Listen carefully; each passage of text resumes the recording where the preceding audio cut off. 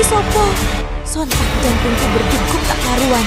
Oh ibu, sebenarnya apa yang terjadi kepadamu?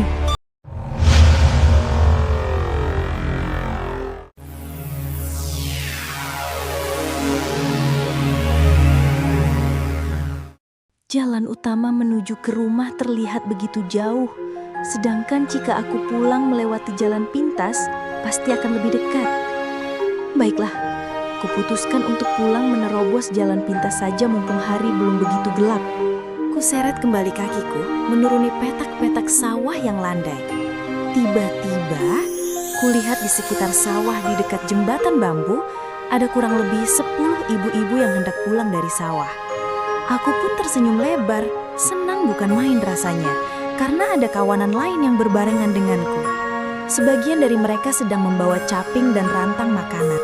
Arep mulai juga toh Mbak Yu? Sapa salah satu di antara mereka. Nggih Mbak, jawabku sembari melempar senyum. Sikile sampeyan loro toh Mbak? Wes geni, bareng adewe wae mulihe.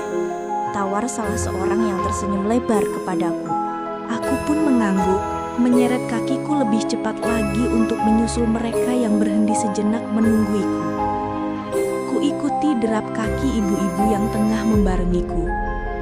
Namun saat hendak menyeberangi jembatan bambu, lambat laun raga mereka menghilang satu persatu. Sungguh mirip sekali dengan adegan film. Seketika bulu kuduku berdiri, bingung melihat keadaan sekitar yang tiba-tiba menggelap.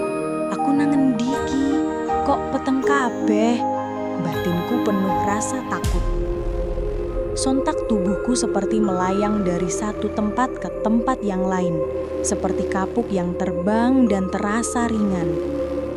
Dan anehnya, kali ini pandangan mataku yang semula hanya bisa melihat kegelapan, seketika bisa melihat cahaya berpendar, dan aku kini mendarat di suatu tempat yang tampak asing.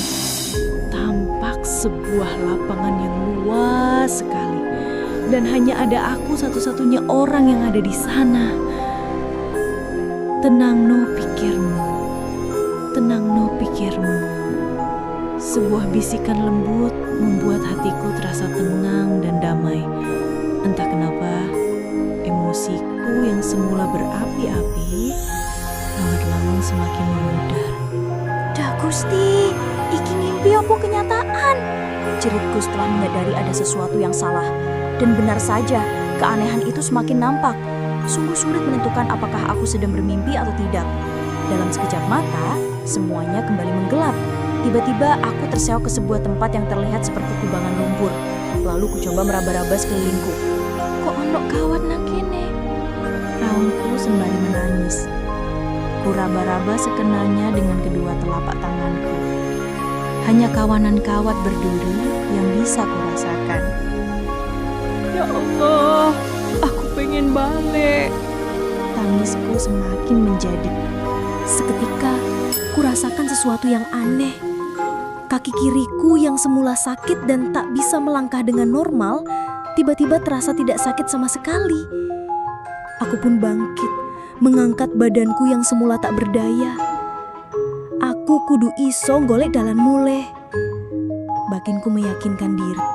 Kususuri kawanan kawat itu, menapaki tanah demi tanah. Yang kusadari itu adalah area persawahan. Logikaku semakin tersadar bahwa aku sedang tidak bermimpi. Kuputari segala penjuru, namun nihil. Aku hanya berjalan memutar tanpa arah. Entah berapa lama aku berjalan ke sana kemari. Rasanya sudah berjam-jam lamanya. Namun, lagi-lagi tak ada rasa sakit di kakiku. Aneh. Apakah mungkin aku sudah sembuh? Terima kasih sudah menonton dari episode 1 sampai full. Subscribe, like, dan komen untuk terus ikuti cerita pendek selanjutnya.